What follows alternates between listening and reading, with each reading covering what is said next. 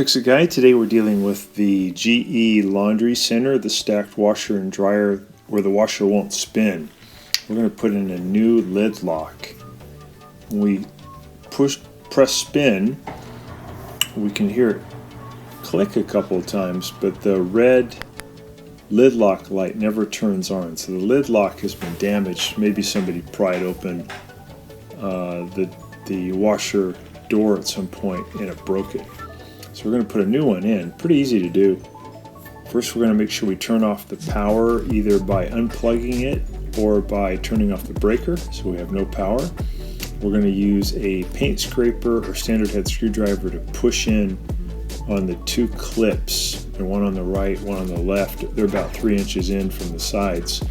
And that'll help let go of the front panel. We also want to remove this panel that's above the washer, between the washer and the dryer. If this video is helping you, please consider pressing down in the lower right hand corner of your screen the subscribe button, and that really helps our channel. Thanks a lot. Phillips head screws spin out, and you want to lift the panel up slightly and then pull it towards you. And then we just got to pry up. We're going to go underneath the clip and then pry up, and then we can pull the panel toward us.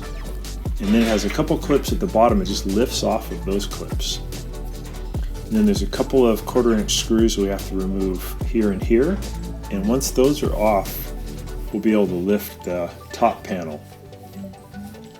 So it comes right up. And then there's a couple of attachments underneath. One is this lid switch, which we need to remove. We have to push in on a tab. It's underneath, but it's on the part closest to the back of the washing machine. We're going to push in on that tab and then push that switch up. I'm using a standard head screwdriver to give me a little more leverage. Sometimes you can use your finger. You push in toward you and then lift up, and that'll come up. And then the back side of it, the part closest to you, you can pull that away from you. And then you're going to take, here's that little tab, you're going to take it and push it down into the machine. And then there's two Phillips head screws you want to pull on the lid lock itself, just the really short screws.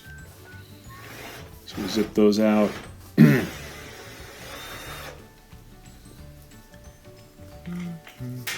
here's our new lid switch. I'll lift up.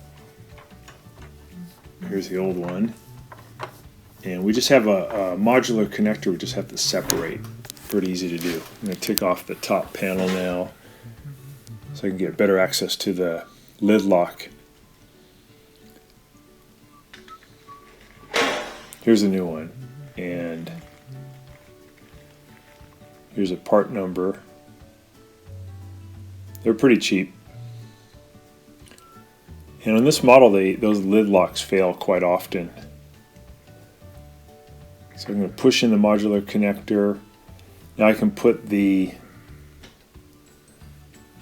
top panel back on. I'm just going to look around a little bit though first to make sure that none of these wires are messed up. Sometimes the spin basket wobbles around so much that it ends up tearing the wires. I'm looking down underneath, making sure that the motor pulley turns and the belt is still connected.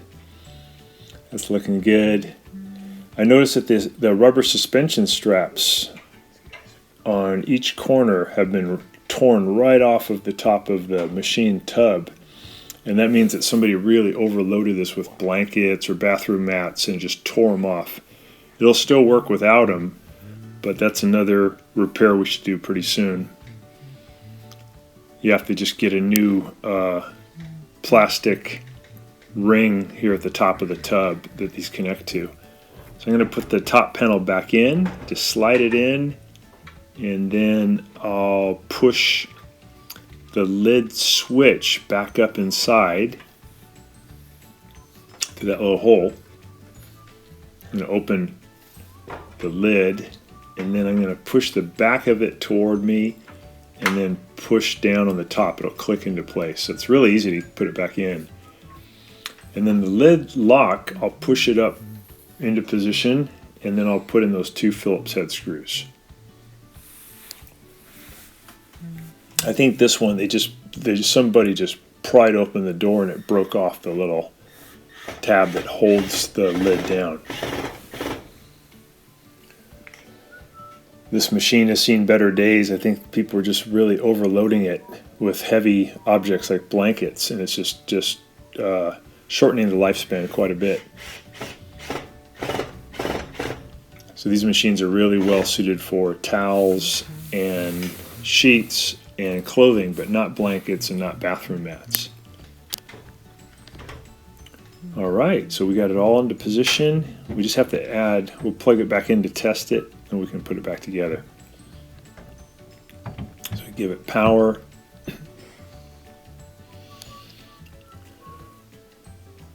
So it's still blinking, so I have to turn it off first.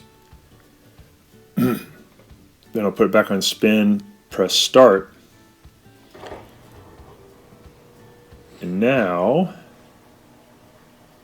we get that red lid lock light going on. There we go. So we know it's working.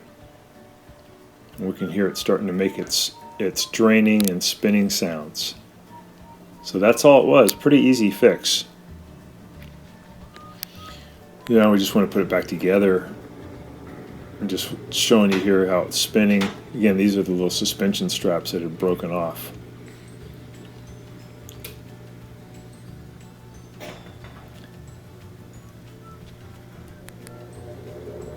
And I'll get those two screws in to hold in the top panel.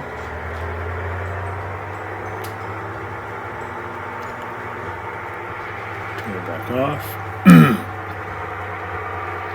Put the front panel down on its clips at the bottom, and then we just got to push it in at the top and it should click into place. There we go.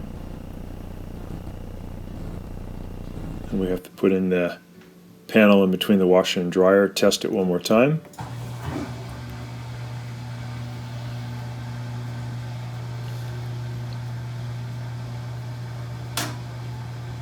There we go, working great.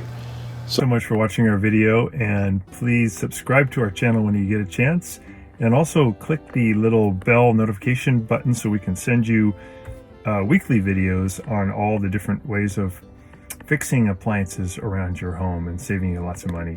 So thanks again for watching, and please also press the like button for our video if this was helpful to you. Feel free to contact me at the email listed below, which is scottthefixitguy@yahoo.com, with any of your questions.